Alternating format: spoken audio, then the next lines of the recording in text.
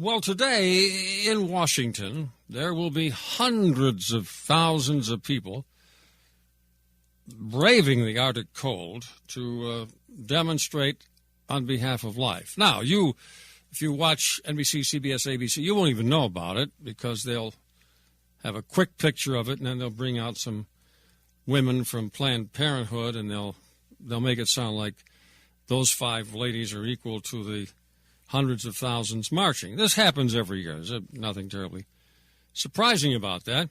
But there would be no march in Washington if it weren't for Corning, New York, and a young lady named Margaret Higgins.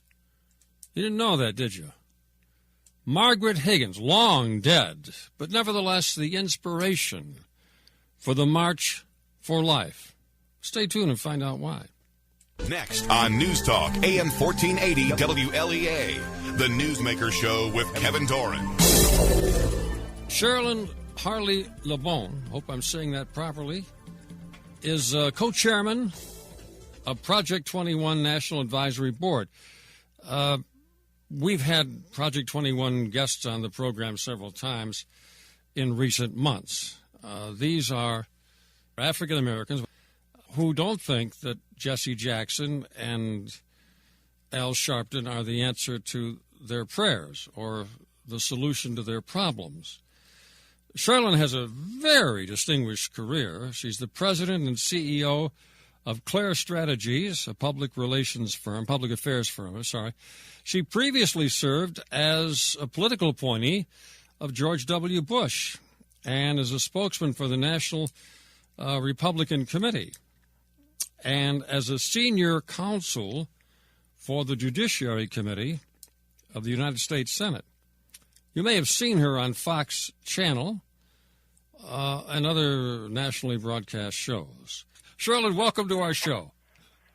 Great to be with you. It's a pleasure to be on a show that's near my hometown. I'm from Lockport, New York, and a graduate of Canisius College, so sort of in your backyard. Boy, a lot of people from Canisius have made it big. You know the guy, well, you may have known him, the guy who was the point man, if you will, tracking Osama bin Laden at the CIA, and his name goes right by me, and I know the guy. Escapes me as well. But I know the guy. Exactly. Yeah. I know who you're talking about. Yeah, right. For some reason, I can't come up with a name. Anyway, he's a Canisius graduate, too. Okay, Cherylyn, tell the people why, absent Margaret Higgins of Corning, New York, we probably wouldn't have to have a March for Life in Washington today, which, as I mentioned, will largely be ignored by the media. You know, Margaret Sanger is the founder of Planned Parenthood. And here is what, even before we get to the issue of abortion, what's troubling about Margaret Sanger is essentially she's the founder of eugenics, right? She felt, similar to Hitler, that the poor and blacks and immigrants were not worthy. And in fact, quote unquote, her comment on blacks, immigrants, and indigents, so poor people, and she meant poor white people, poor people in general. She says, human weeds, reckless breeders, spawning, human beings who never should have been born. Now, I said... immigrants and poor people. All right, Cherylyn, I said Margaret Higgins, but of course, that was the maiden name of Margaret Sanger. Name. Yeah. Yes. So she married a gentleman, Mr. Sanger, but she's born Margaret Higgins. In Corning, New York, right. Next, in Corning, New York, to become Margaret Sanger, who died in 1966. Let me say a couple other things. Please. She says the purpose of birth control, the purpose in promoting birth control was to, quote unquote, create a race of thoroughbreds. She wrote in the Birth Control Review from 1921. Well, who else felt the same way? Hitler did, right? He wanted to create a pure race. That's why he did those horrible things with the concentration camps. because he was trying to create a pure race. Let's talk about a couple other things that, excuse me, I might add that, Planned Parenthood likes to honor and claim, their heroine, Margaret Sanger. Let me tell your listeners a little bit more about what she said.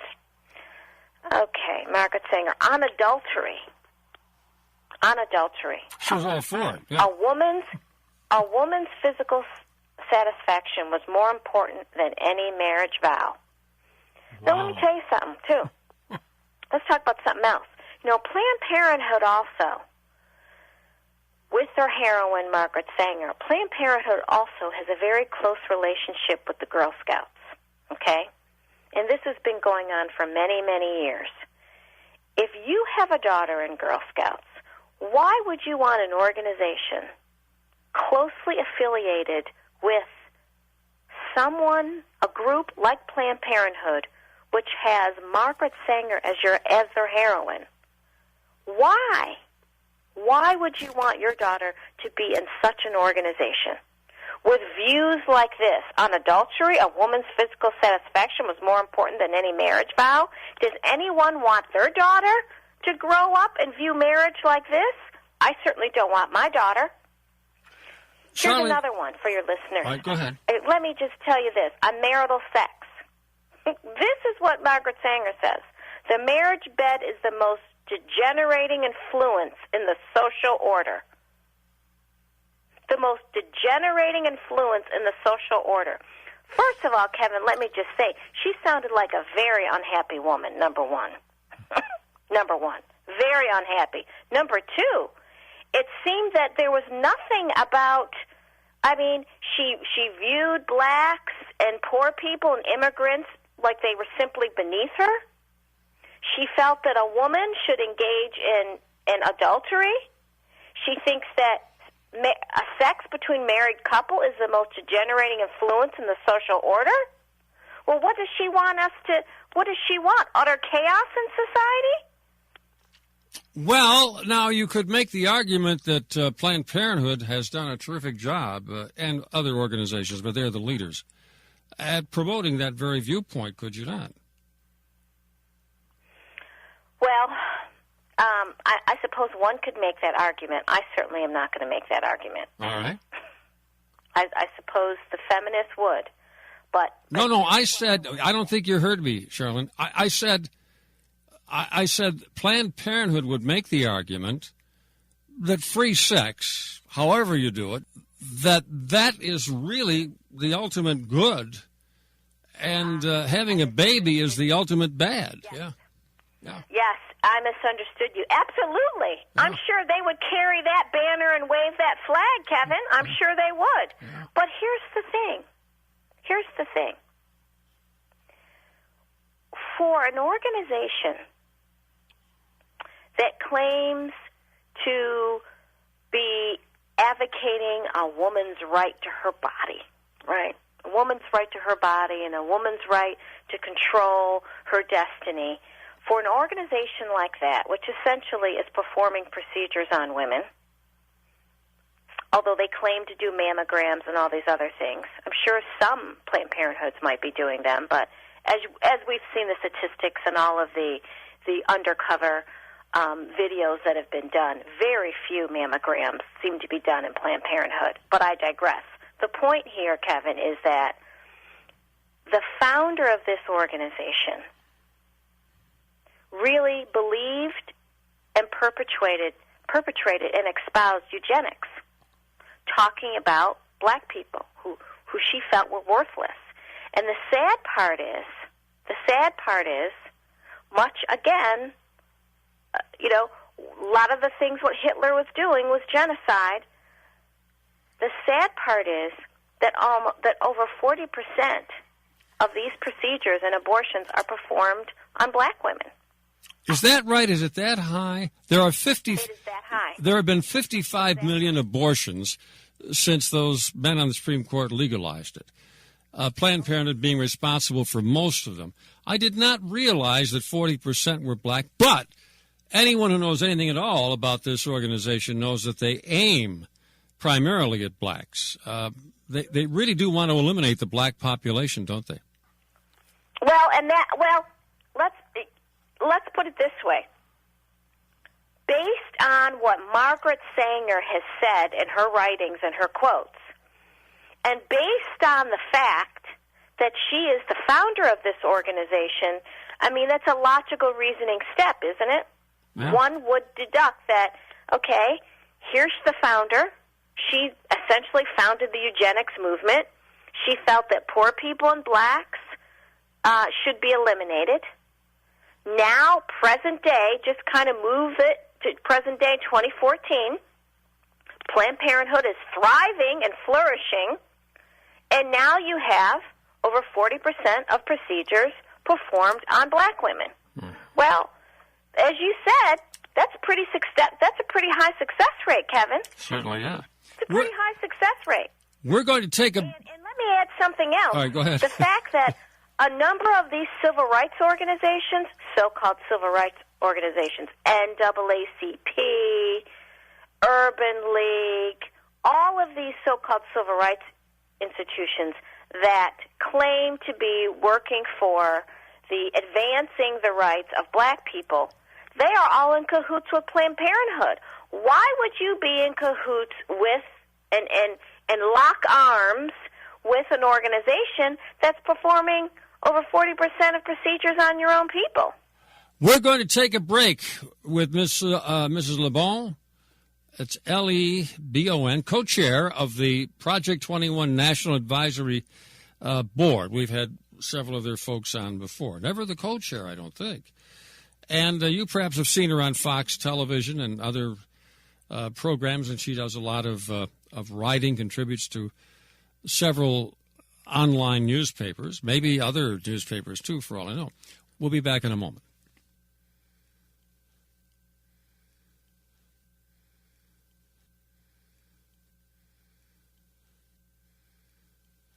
On this March for Life Day in Washington and other parts of the country.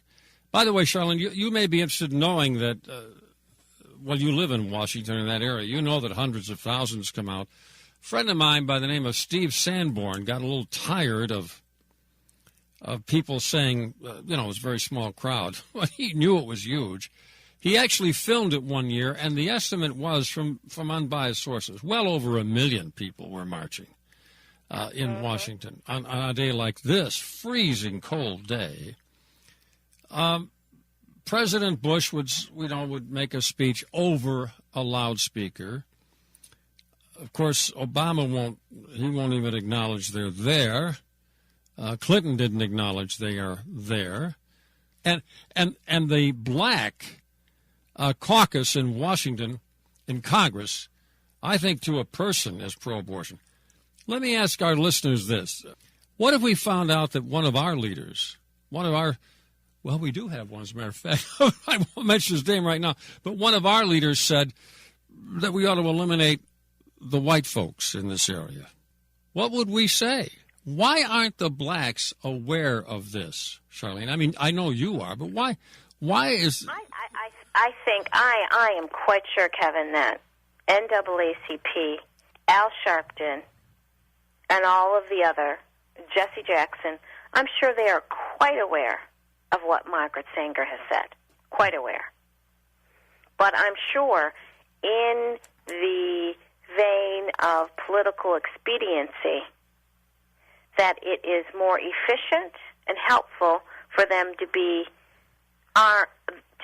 linked in arms with Planned Parenthood as opposed to being against them. Yeah. Well, there's even some inclination, let's put it that way, maybe not hard evidence, that some inference that Sharpton's being paid handsomely to promote abortion. I'm sure. Yeah.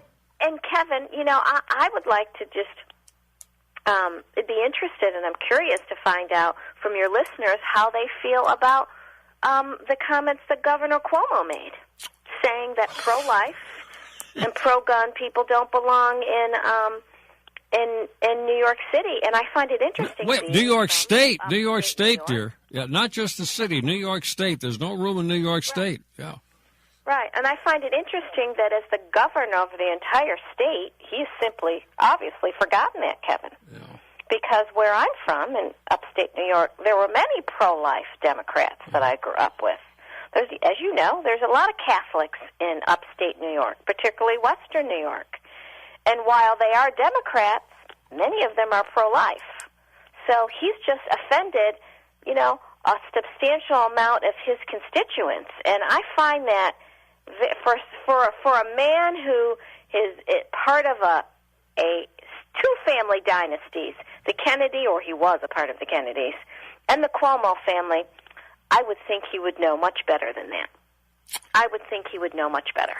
Well, as you know, he's one of the main topics of this March for Life in Washington this year. They're all throwing that at him. And the other one you can't be now is pro-straight, because you cannot be anti-gay. Well, I assume if you're pro-straight, you are not in particularly fond of same-sex marriage. So he also threw them in the pile. But now let's go back to the march in Washington, the March for Life. Ever been part of it? I have attended, yes, several times throughout the years. Well, I never have. I always wish I had, because they tell me it's a very uplifting experience. Yes, I would say it is always a joy to see people at any rally, to come and see people coming together from all over the country to express their commitment to a particular issue, their strength, and their belief. I think that's always a positive thing to see, Kevin. And it draws, as you said, thousands of people come.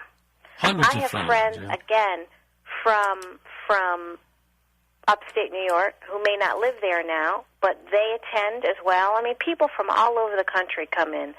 And it's a peaceful, prayerful type of celebration. Not a celebration, but it's a celebration of life and people coming together. And it's also a prayerful time, right? For people to be thoughtful. And a day like today, for example, when it's sub-zero in many parts of the country, particularly in your area of Washington, which is not used to this kind of weather, they always seem to get it this time of year when there's a march. All right, we're running out of time. Let's talk a little bit about you. You're from Lockport. You said you went to Canisius. How did you end up in the very prestigious positions you have? I mean, what did you do? What were your inclinations in college? The wonderful thing about, the wonderful thing, Kevin, about this country, and this is what I say to lots of young people that I speak to either on campuses across the country, or in workshops, what have you. I always say the wonderful thing, and I have lived in other parts of the world, one of the wonderful things about America, with all of our freedoms, is that if you work hard, you're diligent, there are so many opportunities in this country. It truly is the American dream. And I feel so fortunate to have been a young lawyer in Washington, D.C., and to have had my jobs, because they've been wonderful experiences and opportunities, a chance to shape policies. And I encourage everyone, every young person, work hard. The opportunities will come. They will be there. And that's how I can tell you I was fortunate enough to have those positions. Worked hard, was given the opportunity, took them, and they have been incredible jobs. And an opportunity to serve in the Bush administration, to work in the Senate, really a chance to work on policies that affect millions of people. What an honor, an absolute honor. Would you stay on the line just a moment as we wrap up the show? My guest has been Cherylyn Harley Lebon, Lebon, co-chair of the Project 21 National Advisory Board. We've had several of their folks on the air in the past. Today is the March for Life in Washington, and we wanted to tell you why it had to happen, because of a gal named Margaret Higgins, later on Margaret Sanger. Anyway, without her, there may not have to have been this walk in Washington. Now stay tuned for more news and information. Information.